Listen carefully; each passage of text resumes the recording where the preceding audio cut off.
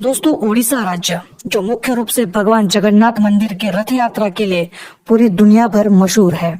जहां हर साल देश विदेश से लाखों श्रद्धालु दर्शन के लिए जगन्नाथ मंदिर आते हैं और इसी रथ यात्रा को पूरे देश में एक त्योहार की तरह मनाया जाता है। लेकिन बहुत से लोगों को यह बात पता ही नहीं कि इस मंदिर के रथ यात्रा को शुरू करने वाले दूसरे तीसरे कोई नहीं बल्कि नागपुर के राजघराने के संस्थापक महाराज रघुजीराजे भोसले थे। जी हाँ दोस्तों,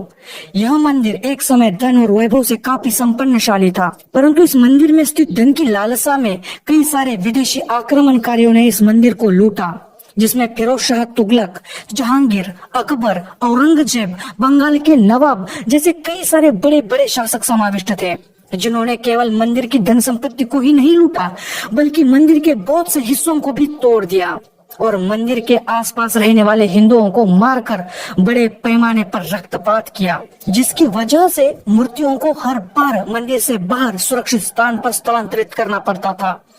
ऐसे अनेकों कारणों की वजह से भगवान जगन्नाथ की वह सुप्रसिद्ध रथ यात्रा बंद पड़ गई थी। ओडिशा में मराठों का शासन।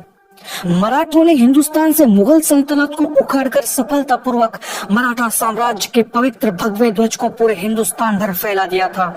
जिसमें नागपुर के रघुजीराजे भोसले का भी बहुत बड़ा योगदान था। इन्हीं के नेतृत्व में मराठों ने बंगाल पर जीत हासिल करके ओडिशा जैसा पवित्र राज्य नवाब अलवर्दी खान के कैद से मुक्त कर दिया था और ओडिशा राज्य को मराठा साम्राज्य में शामिल कर दिया था, जिसके बाद मराठों ने ओडिशा राज्य पर स्वतंत्र राज्य करना शुरू कर दिया, जिसमें ओडिशा राज्य के लगभग 30 जिले शामिल थे। बाद में जब रघुजीराजे भोसले ओडिशा के जगन्नाथ मंदिर के पास पहुंचे तो मंदिर की वह बहुत ही बड़ी दुर्दशा उन्होंने देखी। उन्होंने तुरंत ही हजारों एकड़ जमीन मंदिर को दान में देकर मंदिर का फिर से जीर्णोद्धार किया, पूजा अर्चना के साथ साथ मंदिर में फिर से मूर्तियों को स्थापित किया और रुकी हुई जगन्नाथ मंदिर की रथ यात्रा को पुनः शुरू करने का आदेश दिया। और इतने पर ही वो रुके नहीं, उन्होंने जगन्नाथ मंदिर का बहुत सारा विकास किया,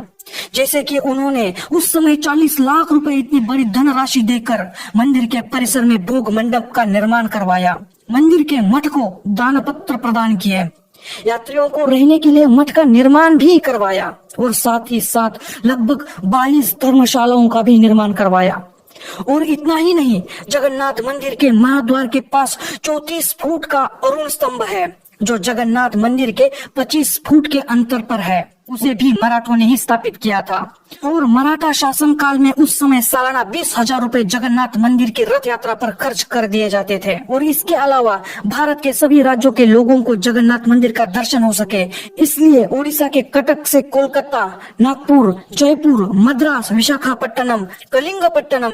जैसे अनेक रोडों का निर्माण भी मराठा शासन काल में ही किया गया